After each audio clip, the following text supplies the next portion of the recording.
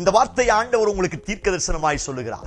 நிச்சயமாகவே முடிவு உண்டு, உன் நம்பிக்கை வீண் போகாது என்று ஆண்டவர் வாக்குத்தத்தம் பண்ணுகிறார். அநேக காரியங்களில் தேவனை நம்பி சில தோல்விகளுக்கு, சில கஷ்டங்களுக்கு நிரந்தரமான நிச்சயமான முடிவு வராதா என்று அவரை நோக்கி பார்ப்பதுண்டு.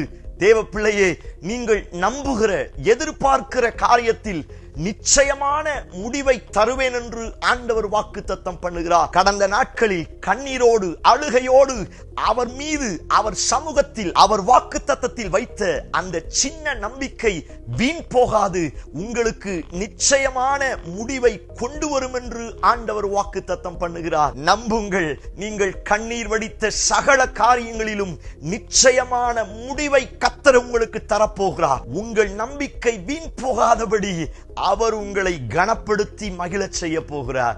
ஆமென். Praise the Lord.